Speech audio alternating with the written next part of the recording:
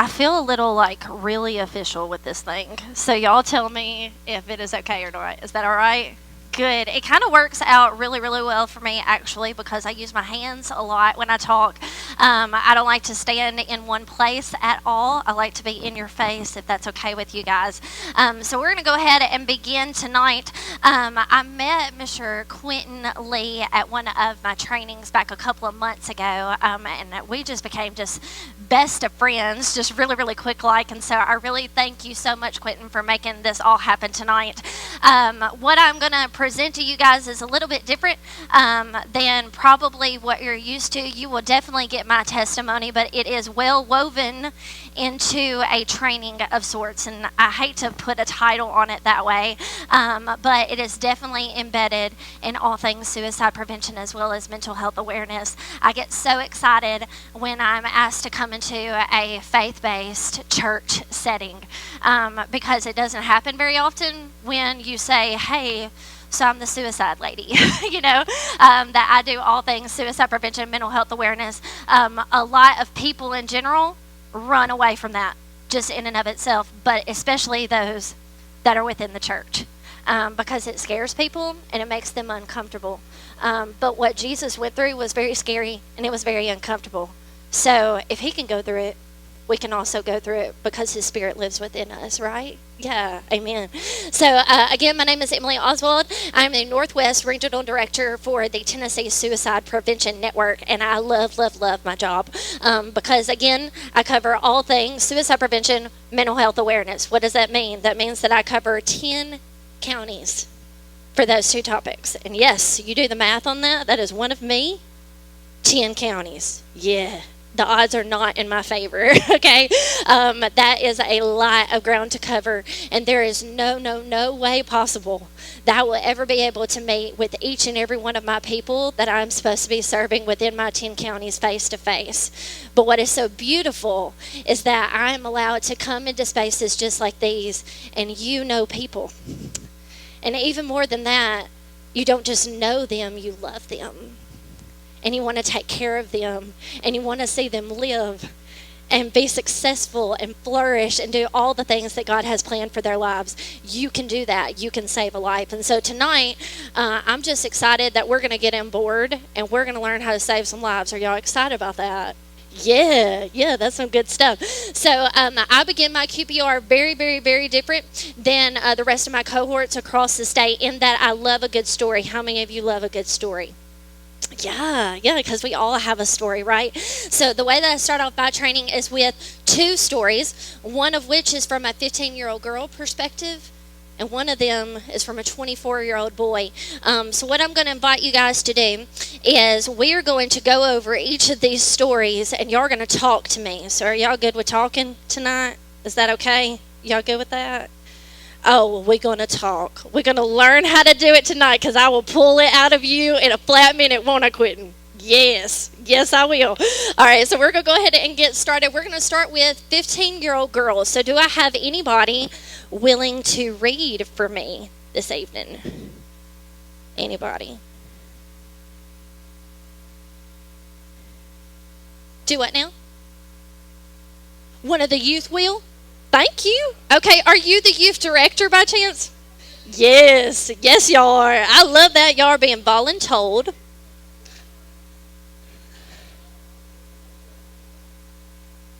Come on down.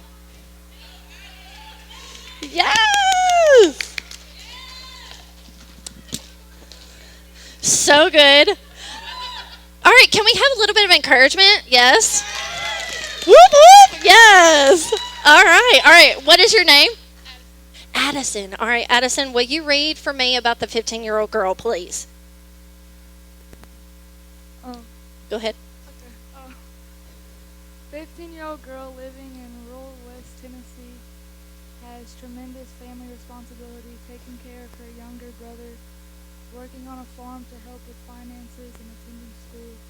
She has experienced a lot being raised by young parents subjected to abuse, physical, verbal, emotional, and sexual, as well as witnessing substance abuse and misuse, especially alcohol, by family and friends.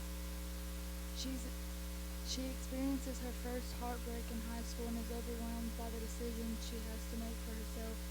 The gossiping and cruelty of peers at school and the stress of everything at home. She makes the decision to end her life by method of pills and has chosen to do so in the basement while her parents have a party upstairs. She longs for compassion and for someone to really care and want to help is their hope. Perfect. Thank you, Addison. All right. Yeah. I love the encouragement. All right. So, for my 15-year-old girl, the question is, do you think that there's hope? What do y'all think? Yes. Why? Why is there hope? There's always hope. What else? Yeah. God could step in and completely change that situation. I'm a firm believer in that. What else? She's young. Yes, she's 15, right? So, I mean, if we had that shift happen for her, the trajectory of her life could look completely different from here on out. Also, we turn our attention to this last sentence. I love this. She longs for compassion and for someone to really care and want to help her. So at the end of the day, does she really, really want to die? What is she wanting? Help. Attention. Somebody to show up. Right? And maybe not necessarily fix her problems. I don't know if y'all are like me, but there's a lot of like minute things that happen in my life that I just want to vent about it. And I just want to get it out and be able to talk to somebody. You ain't got to fix my problem, right? If you could just listen to it, that would be fantastic. And then I would just feel a little bit of relief just being able to get it out there, right? So that is where she is at. So I have to believe that there's some hope. But obviously, she is in a very traumatic, very dire situation, right? Do you believe that she is at risk for suicide? Yes. What are some big red flags that are sticking out to you why she would be at risk? Do what now? Yeah. So the fact that she's being subjected to abuse, and we have a lot of it, right? It says that she has been subjected to physical, verbal, emotional, and sexual. She's just 15. Right? So you've got all of that. And she is super, super young. So what do you think that's done to her self-esteem? It's lowered it, right? I mean, even if it's existent at that point. Because what trauma tends to do to you, especially as any amount of trauma that has happened to you at a young age, what we call that is an adverse childhood experience. And when you go through that trauma, you tend to get stuck in it. And what happens is your mind plays tricks on you. How many believe that? Yeah? That your mind can play tricks on you so fast. And what it does is it twists your reality into thinking that I had it coming. That maybe I deserve this. That things are always going to be this way. It's never going to get better, right? And that just downward spiral of thoughts and feelings and emotions. So that is where she is. So yeah, abuse is a super huge red flag. What else is sticking out to you guys? Isolation. Yeah. The fact that she really doesn't have a support system, right? She's not able to talk to anybody at school. She's not able to talk to anybody at home. Just feeling really alone, and that depression starts to creep in.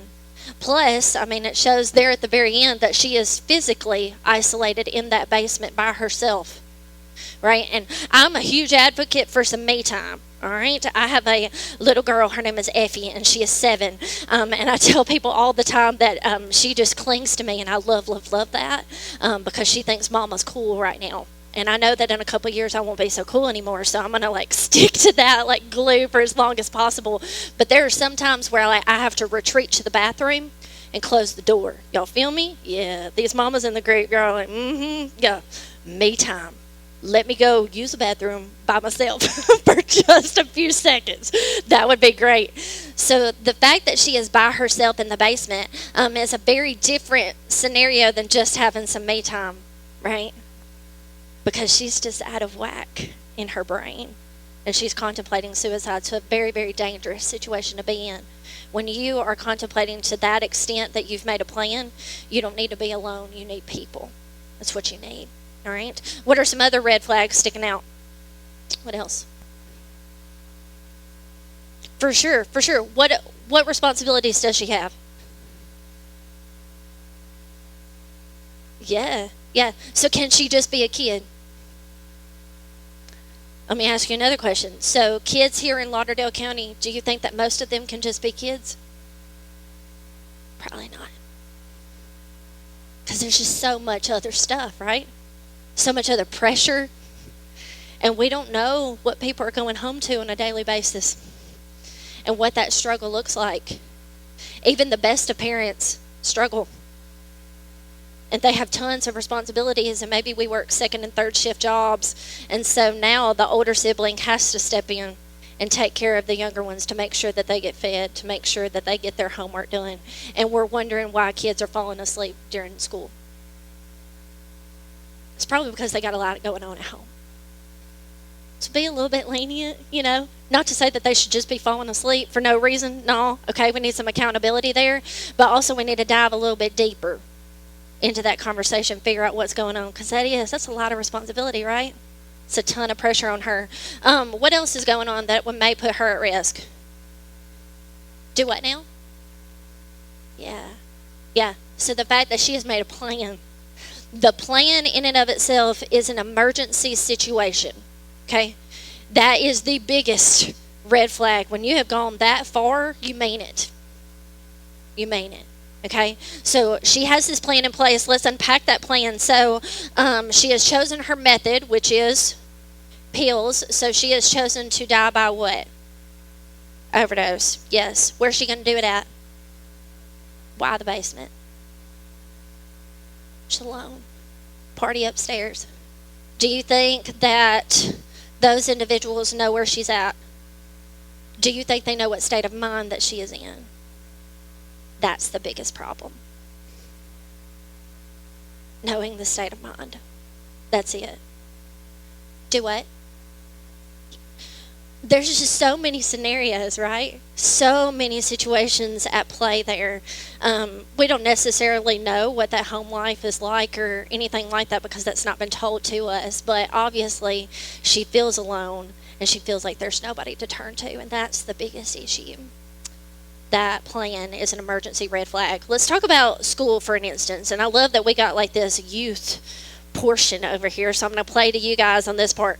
All right, so at school, what are some red flags sticking out? What's going on at school?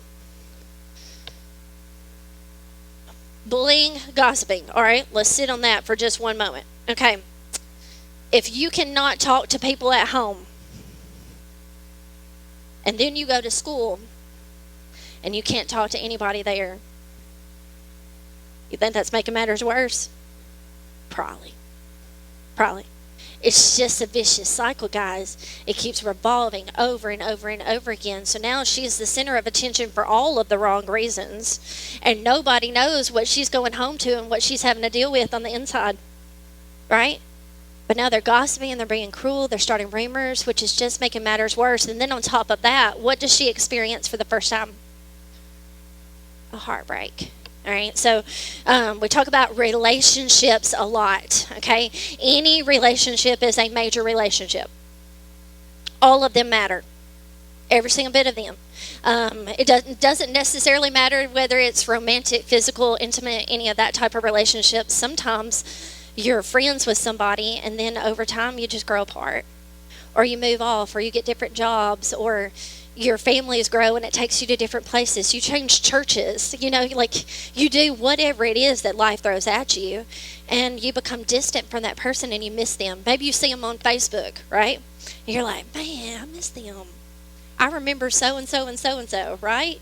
And you want to reconnect with that person, but then you feel kind of odd about it. You're like, maybe they think I'm creeping on them. I don't know what's going on, right? But you miss that person. And even more than that, we talk about relationships in the range of losing somebody. So it doesn't really matter in the way that you lost them. The fact of the matter is that they're no longer here with you. And a lot of people get stuck in that. That whole grieving sense is a very hard thing to navigate. And a lot of people think, man, like, I've lost this person that I'm super close to, and I'm stuck, but the world just keeps on going on around me. And what's wrong with me? Why can't I get past it? Why can't I move forward? Right? So for her, yeah, it was a boyfriend, and we could kind of like diminish that a little bit. We could. As adults in the room, we probably could diminish that. But I talked to a lot of kids, a lot of kids, preferably like middle school, high school, and many of them, this is what they're struggling with. And they will come up to me and they're like just heartbroken, just telling me about, he or she or whatever, that that person's no longer with me, and I'm just devastated. Man, it would be so easy for me to say, oh, there's more fish in the sea, and put yourself back out there. They don't want to hear that. They don't. It's literally going to make it worse, okay? Because then they're going to think, well, you're an adult, and you don't understand me, and you don't get me, and you don't really care.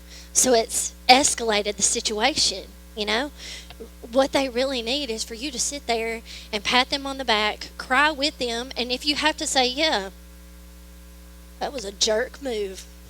I don't like them either. You really even got to know them.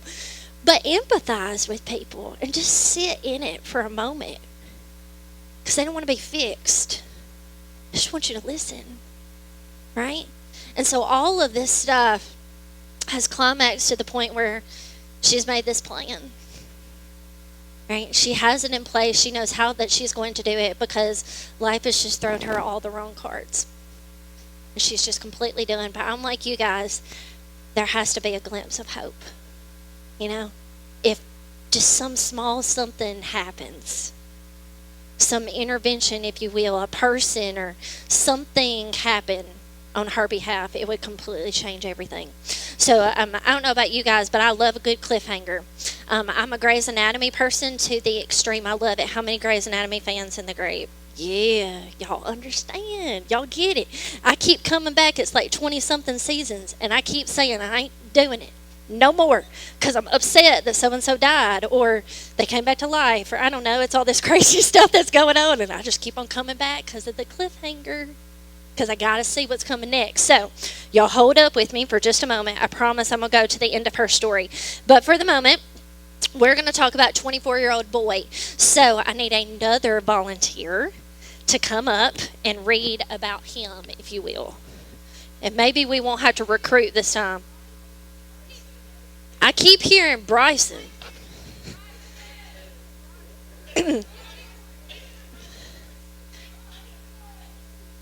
Is Bryson the one that's got his head down? Bryson, come on up. Come on up, man. This is a good thing. This means people love you for volunteering you to come on up here, right? Do you feel loved? You do? He said, yes, ma'am. Oh, it's so sweet. All right, Bryson, you're going to read about 24-year-old boy for me. There you go. 24-year-old boy living in You're good at rural. In rural West Tennessee, chose to work with his father after graduating to travel different states, working in construction. His home life had rough growing up, both parents living a life of You're good. substance abusing. He received his first line of cocaine, and his mother, he had Considerable. considerable hardships, including living in poverty, using drugs himself at the age of 14, and watching his mother die from health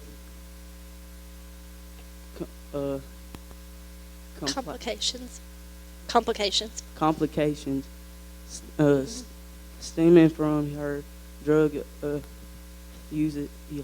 You're fine. Usage. You're good. Usage. I forgot what I'm at. He kept himself. He kept to himself a lot, but had a bubbly personality. While when in a crowd, he was smart. Had friends from all walks of his life.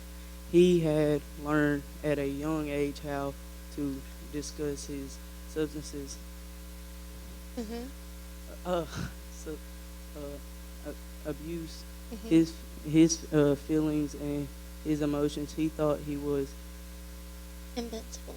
invi- invi- Mhm. invincible and didn't need help. How could people feel so alone and no one knows? Perfect. Thank you, Bryson. Yeah, y'all clap for Bryson. And you're a sweetheart too, calling me ma'am. That is weird. I don't know how I feel about being called ma'am. But 24-year-old boy, all right? How do we feel so alone but nobody has any idea what's going on? How's that happen? How'd your feelings? Isolation. Nobody really pays attention. Yeah, yeah. How many of you played hide and go seek when you were little? How many of you still play hide and go seek? All right. Thanks for being honest. I don't like the game hide and go seek. I think it is the most messed up game in the entire world. Y'all think about it. You go hide, somebody tries to come find you, right? And if they can't find you, you what? You win the game, but you also left by yourself. What in the world is that? Like, that's so, no. And I was good at hide and go seek because I've always been super small and short. So I'd get in all these little tight places in the dark by myself. I didn't even know if the game was still going on, right? Because I'm still stuck in the spot by myself. Like, that's so messed up. It is scary. And you think about it, okay? So now what we have done as a society as a whole is we have applied the game of hide and go seek to our own life, all right? So what that means is on a daily basis, you think about it, we are all walking around with these invisible bubbles. And I get to choose who I let in, right? So maybe one day I feel super close to you, right? And so we get to talking, but then you're getting into this no zone. I feel like you're getting too close to me, so I'm going to shut you off, right? And I do that day in and day out, and I think that I'm protecting myself. But what I'm really doing is I'm hurting. I'm hurting because we don't know what we don't know, and what that means is that if I don't ask for help and I need it, will you ever be able to help me? Probably not. Probably not. The only difference is when you intentionally go deeper in those relationships, regardless if they feel comfortable with it or not. You have to go deeper. You can't just be satisfied with these surface level relationships. I talk a lot about like grocery stores, Walmart, the Kroger, all of that jazz. So me and my mom are one and the same person in that you don't want to come in contact with us, period, in a grocery store, Walmart, or the Kroger. Why? Because when you say, hey, how's it going? You're going to need 10 minutes. Because we're going to legit tell you how it's going. We ain't going to say, oh, it's fine. Mama's good, the fam's good, and just keep on going. Because what if the fam really ain't good? That it's really not okay. And what you just did was you opened the door for me to be able to talk about what I really needed to talk about. The only difference is a lot of people are not prepared for that conversation, right? So what we have to now do is we have to start modeling that for each other. So again, I'll revert back to my little girl. She is 7, Effie. And when I first started my job, she was 5. So we were just now getting into kindergarten, right? So we would have circle time where we're supposed to read or take a nap. No. Do you know what she wanted to do at circle time? How about we talk about our thoughts and feelings and emotions? That's what she would want to do at school. I love it because we are very mental health aware in my household, right? But she's 5. That intimidated so many people. I'm surprised that I did not have parents knocking at my door like, what is your child doing? Why are they trying to get up in my business? You know, like all this stuff. But we ought to be doing that, right? Because if we are shutting down as parents and we are shutting down as adults in general, how are they going to think it's okay to talk? Right? We have to model that behavior. Otherwise, we're just going to keep on hiding. And we're struggling in silence. Okay? So for the 24-year-old boy, he has mastered the art of hiding. It says he learned at a young age how to disguise his feelings, his thoughts, emotions, his substance misuse, everything that was going on in his life. So when you take into consideration everything that you've been presented about him, do you believe that he could potentially be at risk for suicide? Yes. What are some of the big red flags that stick out to you? There is one huge one. Okay. His first line of what? Coke. Okay? So now let's just get rid of the coke in and of itself. Substance. Drugs. Right? Everything that has happened to this young man can fall under that umbrella of substance misuse. This is what I love about my job. Is that not only does it pick together, like pieces of my own lived experience and things that I went through in life and all of that jazz, but it also mirrors so many topics at once that we're able to talk about abuse, we're able to talk about isolation, we talk about mental illness, we talk about suicide, but we also talk about substance misuse. Because where you find substance misuse, you are likely to find both mental illness as well as suicide. They interconnect. They are each other's risk factor. So that should be an instant light bulb that goes off in your head when you see somebody that is living in an active life of addiction. It shouldn't be what's wrong with that person. Why are they the way that they are? It should be what happened. What happened? Because there's a root to absolutely everything. And if we're not attacking the root, then we're not solving the problem. We can't even get to recovery and treatment if we're not attacking the root of the problem in and of itself. Okay? So, his substance misuse. Let's start from the very beginning. At what age did he start using? 14. Do we see a problem with that? Yeah, that's a big problem, guys. That's middle school. All right? And now, Keith, right here in the front, you can wave to everybody. All right, so Keith is my fiance, but he is also the Project Lifeline coordinator for Region 6 North as well. So he covers the same amount of counties that I do, and he does all things substance misuse, treatment, and recovery. He links individuals to treatment and recovery, which is so amazing because it comes from lived experience of his own. But he would also tell you the exact same thing, that it's even younger than 14. We're seeing it in elementary schools, guys. Elementary. These are babies. Okay, that should be like riding bicycles, playing Barbies, doing all the things. And they're already in addiction at that young of age. So we can't shy away from the topic anymore. We cannot be afraid to start having these conversations. Okay, it has to start now. And I don't know about you guys, but I would rather it start here in a family atmosphere like this, where we feel safe, but we also have the love of Jesus carrying it around us. That's where it needs to start, in a safe place. Okay, so he started at the age of 14. Now we go to who gave it to him. His mama.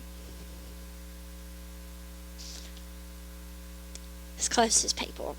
All right, so every time that I read this story, it's a gut punch every single time, and I do it a lot. But as a mama myself, I can't even fathom that. I just can't. It makes me sad, but it also makes me angry, because I want to just be like, man, that's a baby. That's a 14-year-old kid. How in the world could you do something like that? But then I have to put myself in check because we cannot judge, right? We are not supposed to. However, on a daily basis, we walk around and we judge people for what their hair looks like, right? Or how much education they do or don't have, or where they grew up, what their house looks like, who's their mom and daddy, right? Okay, so we're doing that. So we have to put ourselves in check for a minute, okay? Because if he has skeletons in his closet, I have skeletons in mine. We all do. All right, so putting ourselves in check, we have to dive a little bit deeper. Let's dive deeper. Now we find out that mom has passed, but how did mom pass? Yeah. complications stemming from her own drug usage. So let's talk about roots. Let's talk about roots for a second. This mama died because her body simply couldn't keep on living due to the amount of trauma that has happened to her body due to drug usage. Okay? So now my question changes from how could this mama do this to what happened to mom? What trauma did she go through? How did hers start?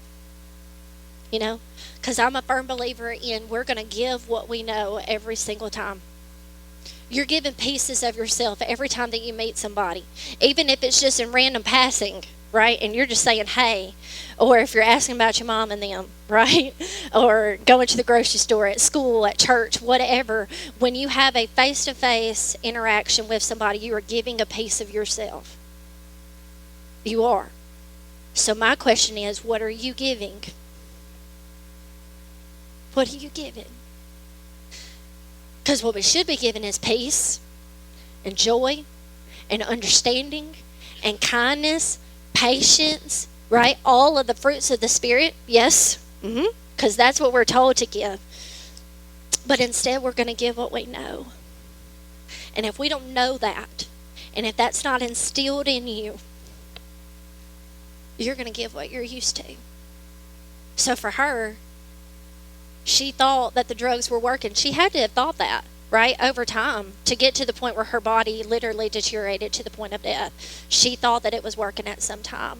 So if her 14-year-old son comes up to her and he's got all this stuff that's going on for 14-year-olds, I don't have a boy, so I have no idea about that realm of craziness that goes on with those hormones and stuff. But he comes up to her and he's needing help. And the only thing that she knows to give is what she thinks is fixing her problems. Is it bad? Yeah. Is it dangerous? Yes. Is it unhealthy? Yes. Could it eventually lead to a downward spiral of addiction and other future terrors and trauma for him down the line? Heck yeah, it can do all of those things. But you're going to give what you know. So now he's lost his mama. And he's not going to her funeral thinking, man, I just lost my drug dealer. He just lost his what? His mama. And that is an unbearable pain. I can't even fathom that. I just can't. Because my mama is my best friend. She goes with me literally everywhere. You know? I just can't. So despite everything that was done or not done for him by his mom, still his mom, right? So now we have a loss that adds to the trauma. But from the outside looking in, do you see any of those things? Do you know any of that from the outside looking in? Would you know that seeing him? Probably not. All right, what does it say that he appears to be like? What's his personality? Bubbly. And he has lots of friends. And he's super smart. And he's got it all together. So he is literally every guy's guy. Yeah, he's the life of the party. He's fun to be around. He's all of those things. But he's hiding. You would have no idea of anything that's going on unless we go deeper. So that is what is so important. And that's what I want you to leave here with today more than anything. Is the opportunity to go deeper with people. Please, please, please take that opportunity to go deeper. Have those intentional relationships because you never know what it could end up making the difference. Okay? Can I go to the next slide, please?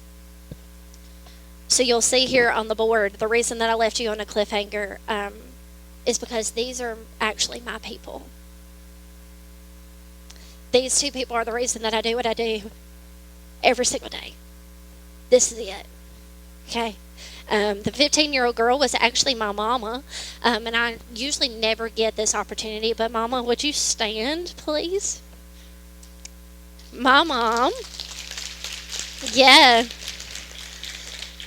My mama, Angie, is actually a suicide attempt survivor. She attempted suicide at the age of 15, and as you can tell, she is she is obviously still here. And she is alive. And she is the best example of Jesus. Best example of Jesus. Because she lived. And because she lives, now I live. Y'all, this is what I get to do for a living. What the what? Like, that is craziness. It's absolutely dumb. But you have to know the end of her story, okay? So my mama was in that basement all by herself, and obviously she had a plan. She had taken that entire bottle of pain pills, and she was actively overdosing. What happened was her aunt that was upstairs, she was intoxicated. She slipped down the stairs of that basement, and she found her while she was overdosing. And there was many scenarios that could have played out that evening. But because her aunt loved her, she showed compassion on my mama and called first responders. They were able to get to the scene just in the nick of time to get her to the nearest ER. They were able to pump her stomach to relieve her of the amount of pain pills that she had ingested in her body. And that night, her life was saved. That night at the age of 15. But that's not the end of the story. Like, this is where it just gets good, okay? At the age of 16, which is a full year, y'all hear me on that. A lot of stuff can happen in a year. A lot of stuff can happen in just a few months or even a few days. If you let Jesus take control, he could just whoop, switch things on around. But for my mama, in the case of a year, 3 big things happened for her. Number one, she was able to access effective mental health care for the very first time, in that she was able to talk about what was going on, to really open up and start to release all of that she had been holding in for so long. That's a big deal, guys. It's a huge deal. And that mental health care can come in many different ways. Many different ways, okay? It can be clinical, where you go see a therapist or a psychologist, psychiatrist, a doctor, whatever. But it can also just be people, okay? This is what I love about faith-based communities and local churches, is that you guys love each other. You could be that person. You're the lifeline. Like, that's it. You are their direct line to Jesus. And just being there for that person and allowing them to talk can make all the difference, okay? So access to effective mental health care is number one. Number two, she met my daddy for the very first time at the age of 16. Yeah. That's why a couple years later, they got married, and then poof, yeah, I became a reality. So go, Dad. All right? We're going to keep him. He's a pretty good one, too. Yeah, we'll definitely keep him. And that brought this little Lauderdale County girl over to Crockett County, so yeah, he's a pretty good one.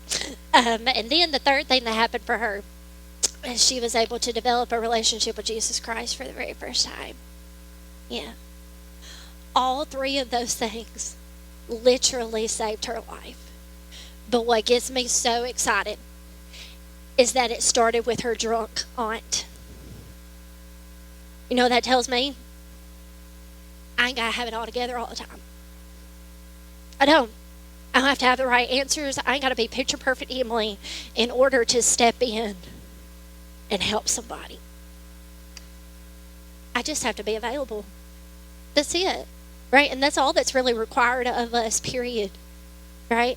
We are meant to be the hands and feet of Christ. That's it. And man, when we just step back and we make ourselves available, woo, y'all better get ready, right? We can save somebody's life. It is so good. And again, because she lives, I live, and this is the reason why I get to do what I do every single day. But on average, we lose about 3 people every single day in the state of Tennessee by suicide.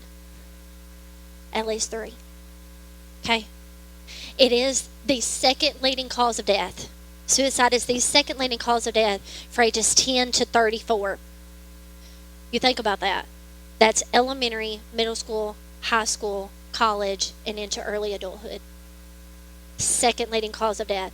That means that there are more people in my generation, since I'm 31 years old, that are dying by suicide than there are motor vehicle accidents, car wrecks. But how many of you have heard that on the news? Probably not. Why? Because it makes people feel uncomfortable. We got to start somewhere, okay? And we can't just sit in this realm where we think that we can save everybody. I would love it.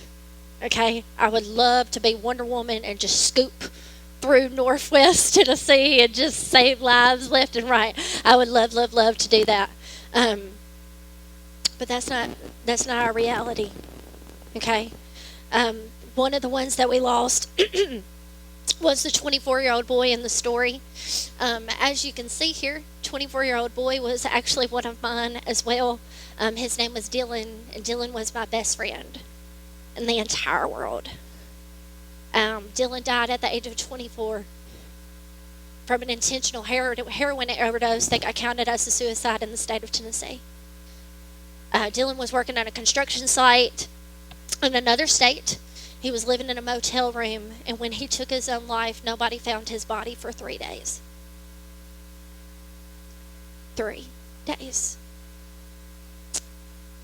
And in the realm of those 3 days, nobody called, nobody texted, nobody checked in, nobody did anything. And one of those nobodies was me.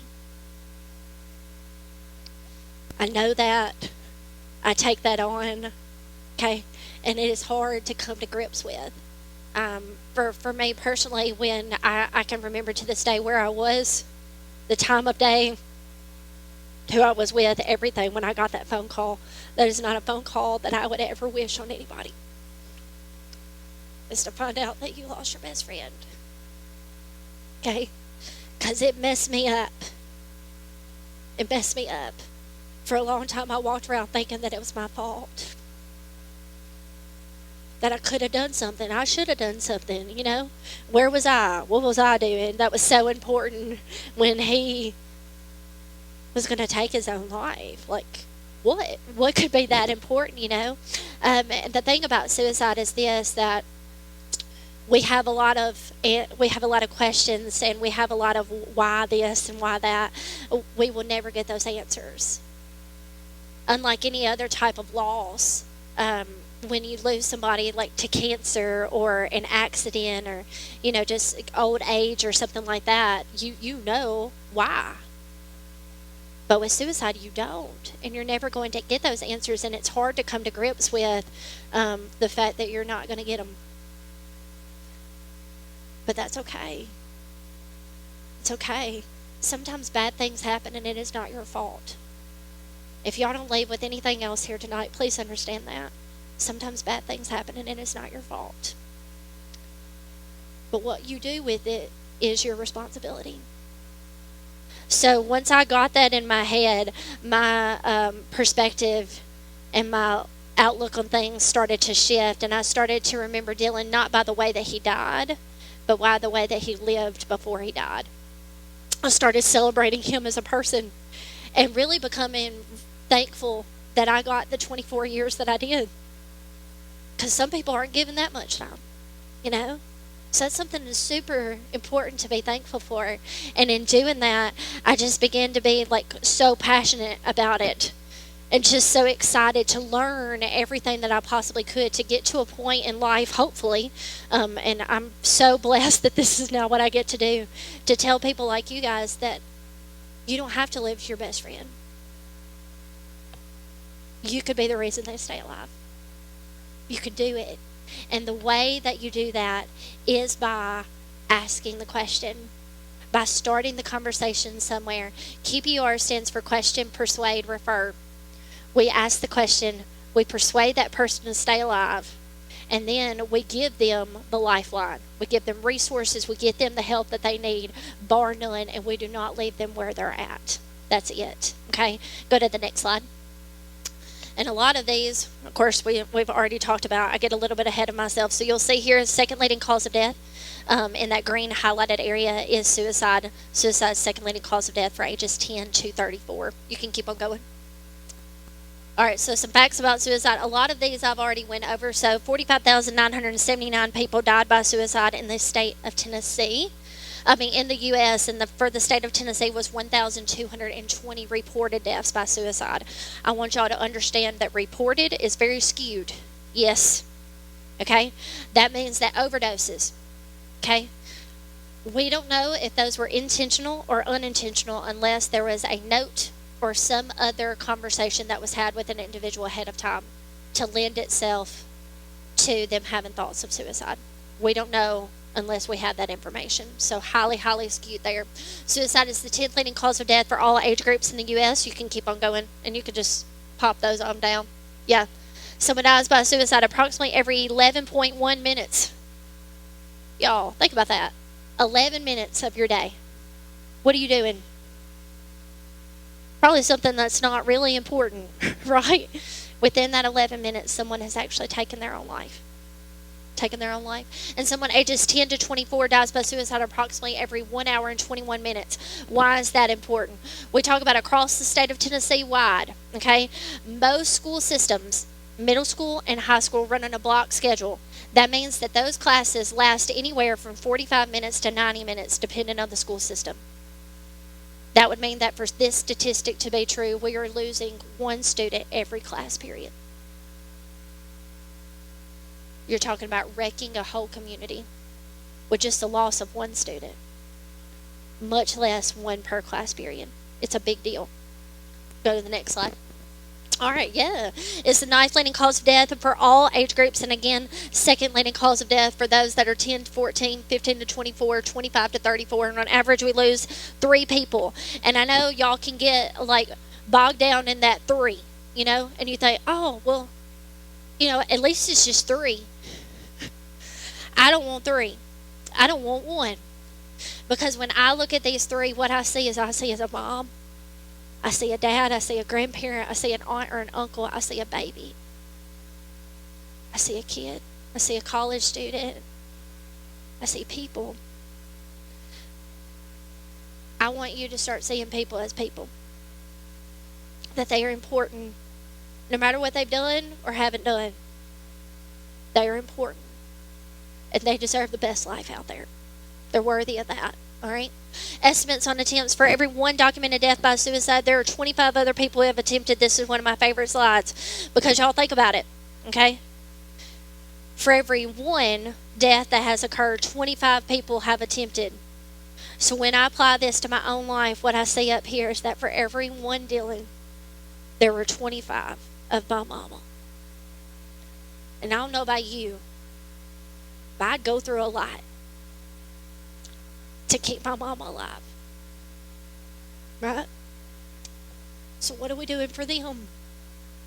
Unfortunately, once a person has died, we can't bring them back. I so wish we could, but we can't.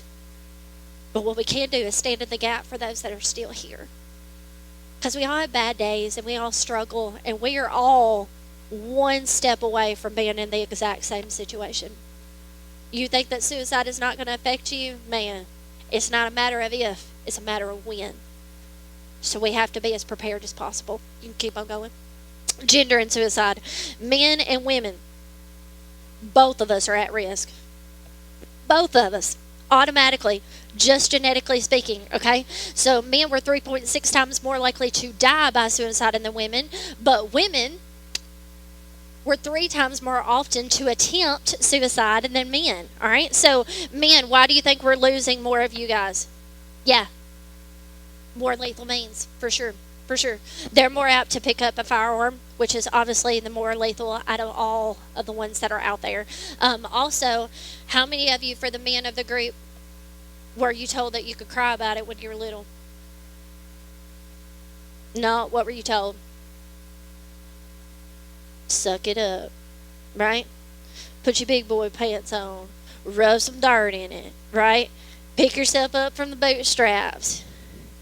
You couldn't talk about it. That's the reason that we have generations now that they have never addressed mental health issues or concerns that they've been holding on to for 30, 40, 50 plus years. Because they were told as a young child, it's all right. Deal with it. We don't want no more of that. We got way too many resources out there for you to be struggling alone by yourself. Please, please, please start talking about it. So now for women in the group, why do you think we have more attempts?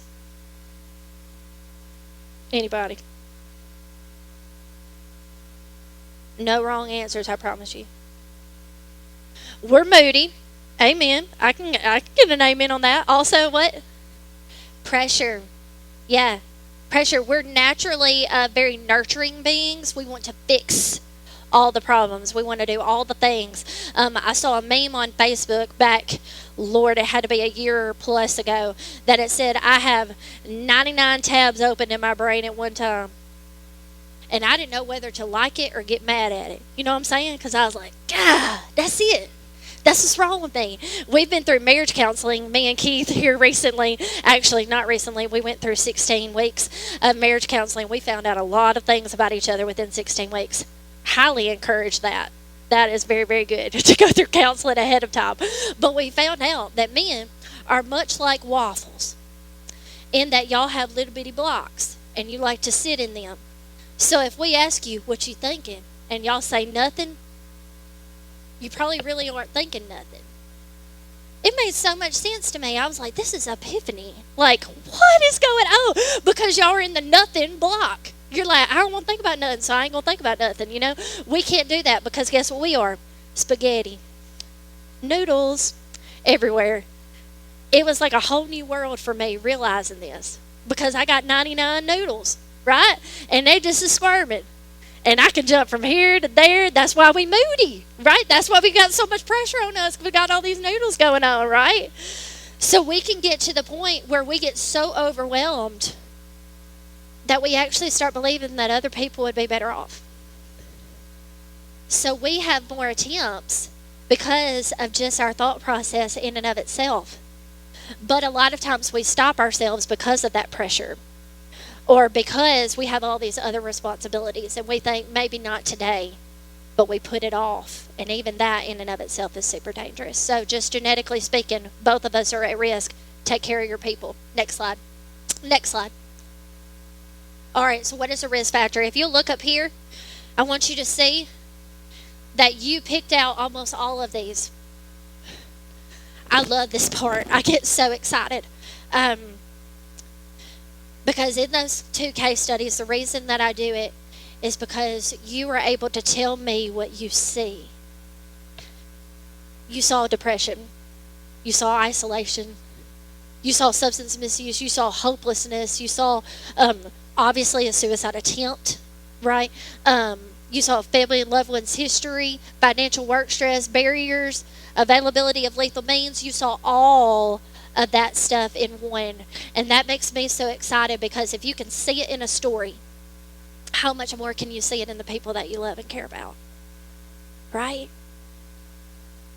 I will quote my little girl to no end that she tells me on the daily. She says, go with your gut, Mom.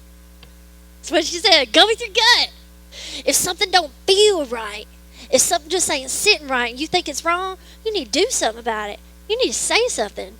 She told me that when she was 5. And I was like, geez, God, why are you attacking me? Why are you telling me about myself? You know, why are you trying to put me in my spot? But should we not do that? Go with your gut. If someone tells you that something's wrong, you better ask that question. Even if it's uncomfortable, you go ahead and you put it out there. Are you thinking about suicide? Are you thinking about potentially harming yourself? Do you ever wish that you could go to sleep and never wake up? Is it going to be uncomfortable for you? Yeah. A lot of times I have to ask that question now almost on a daily basis. Do I like asking it? No. But more times than not, I am met with relief on the other side of that question. Because I may be the first person that ever asked. And that opens it up. And they're able to finally talk about it for the first time. That's what I want you to do, okay? The only ones that we didn't touch on the risk factors are violence, victimization, perpetration, high conflict or violent relationships. I have talked so much about my mama's story, but also Dylan's, but I also want to give you just a picture of my own for just a moment. I am a domestic violence survivor myself of a very abusive marriage for 6 years. Very abusive. Some physical, but mostly emotional, lots of mental and lots of verbal abuse. I can tell you that I was never suicidal. Ever did I think about taking my own life. But what I can boldly tell you is this, is that I was scared to death of what I was coming home to on a daily basis. Scared to death. And I didn't want to be there because it was not safe. Not safe for me, not safe for my baby. Okay? It was not until I took my job with TSPN that I found my own lifeline. And I found my own voice, and I was now surrounded by people, and I understood. A lot of times you get told by your parents or people that you love, they see things that you see, but you don't want to see. Yeah, so you minimize it, and you just kind of like suppress it, okay? So they've been telling me that I could get out for years. But I had to make that decision for myself, and I had to come to grips to that, and that had to be my decision, okay? So I won't ever forget, I was doing this training for the very first time in front of a group of doctors, 50 of them to be exact, at Henry County Medical Center. And I stood in front of them, and when I read these 2 bullet points that said violence, victimization, perpetration, and high conflict or violent relationships, I began to cry in front of doctors. How embarrassing is that? That I just began to cry profusely because I realized at that moment that I was helping people. I was not helping myself. And that's when I started to take my life back. That's when I just surrendered everything over to Jesus and was like, you know what? I ain't got to hold my family together anymore. But that's not my job. My job is to take care of me and take care of my baby. And live. Really live. Not just surviving on a daily basis. I'm talking thriving. Okay? And then that's what we did. And when I stepped into that new life, y'all, it's been completely transformed. I now do a job that's not really even a job. I just get paid, and that's a really good thing. But I get paid for something I absolutely love to do. I love it. And I get to meet people on a daily basis and get to know their personalities and form these relationships. And that's hope. That's what that is. It's dealing hope on a daily basis. And not only that, he's completely transformed my professional life, but man, he's completely transformed my personal life. Just this, November of 2022 is when I took the plunge of getting on Christian Mingle. So fun. I wasn't on there for very long, guys. Trust me. I was on there for a whole 24 hours when I found this very beautiful thing in the front row. So I found him, and I was like, he cannot be real. Nope, this is probably a scam. This is a fake account. Something's going on. And so I was like, if he's on Facebook, I'll know he's real. Ain't that crazy? What am I doing? So I get on Facebook, and he really is real, y'all. Oh my gosh, he was the same profile pic, and it lined up with one another. We were at 89% match on Christian Mingle. I was like, that's pretty good odds, for a computer. Whatever. Maybe he answered his questions truthfully. I don't know. So I sent the prayer request, and he accepted it very quickly, I might add. We did not know each other at all. No mutual friends, no nothing. Complete strangers. And we liked each other's stuff for about 3 days, probably. He said that he'd been contemplating messaging me in the in-between time, but he didn't do that. So in true women fashion, I go to my best friend, right? Y'all know it.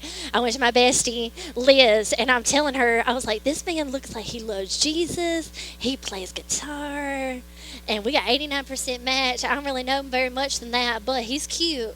Should we do this? And she was like, yeah. I was like, well, I'm just waiting on him to message me. She said, Emily, you 30 years old. What are you doing? You better make the move, girl. So that's exactly what I did. I pinky promised her that I would make the first move. So in and of itself, y'all, when I made the move, things escalated so quickly. We talked for maybe a couple of days from the 9th to the 12th. 12th was our first date. In November the 12th of 2022, we told each other we loved each other on the 15th. That'd be 3 days later. Yep. Y'all think we're crazy. That's what y'all think. I know it. We thought we were crazy too. 15th of November, come March the 26th, we were engaged, and now we are getting married in 44 days. Ain't God good? Come on. That's so good. I know it. Oh my gosh, it's so good. But I tell y'all all that to just make it so real. that this is where I was. And now this is where we are. And not only do I feel so rejuvenated and renewed, like spiritually, emotionally, like healed beyond what I could ever imagine, right? And in such a safe relationship, knowing that he loves me and I love him so much. But the core of that is that we love Jesus most. And just icing on the cake, I think my baby loves him more than she does me most of the time, which is crazy, you know. And she even looks like him at times. It's so crazy. And now they're quoting Macho Man. How weird is that? They're saying 30 minutes of playtime. Dig it. You know, like, what are we doing? It is so good. And God has just, he's done miraculous things. Wait. Waiting is so hard. But if you will give it to him and you will wait, he will just take it and run with it. It's just amazing. If you'll go to the next slide, I'm going to briefly go over it.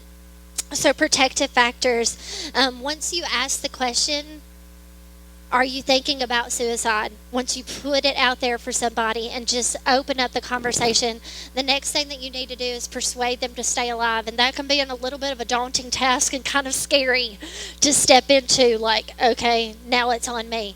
It is on you, but it is super, super easy to remind them of what is instilled in them already to protect them. Okay? The number one protective factor is cultural and or religious beliefs that discourage suicide. That's Jesus. In and of itself. Like, he is where hope comes from. And if they can tap into that, right, that's where it starts. That's where it starts. Reminding them that that is the number one protective factor. Also, coping and problem solving skills, right? Learning how to cope with the things that life throws at us, and not in unhealthy, negative ways that kind of put us into that downward spiral. Really picking ourselves up from the bootstraps and realizing, hey, I may not can solve it all, but I'm going to take it one step at a time. Or we're going to grow from this. It's so, so good. Connection, access, resources, people, support systems is where it's at. That's it. So the last thing that you're going to have is resources. If you'll go to that last slide for me, please, that's the referral. So if you want to take a picture of this, I also have tons of resources here at the bottom for you to hand out to people. Give them a lifeline to hold on to. There's QPR booklets. There's teens in suicide. Please start having those conversations with your kids at home, your grandbabies, all the things. It starts at home. My information is up there as well, and yes, that is my personal cell phone number. I do not run off of a state cell phone. I have it, but I don't like it, okay? I want you to know that I'm a real person. And particularly here in Lauderdale County, this is where my family is. This is where my grandparents are. My nanny and Paul live here. My uncle lives here. My cousin lives here. And y'all are my people. I mean, heck, Mama Kitty and Mr. William, like, Lord, y'all been with me through all the things. Their daughter, Jessie, was the first person I told that I was pregnant with my baby. Y'all, if that ain't family, I don't know what is. You know, so it is so, so good. But I want y'all to consider me help, okay?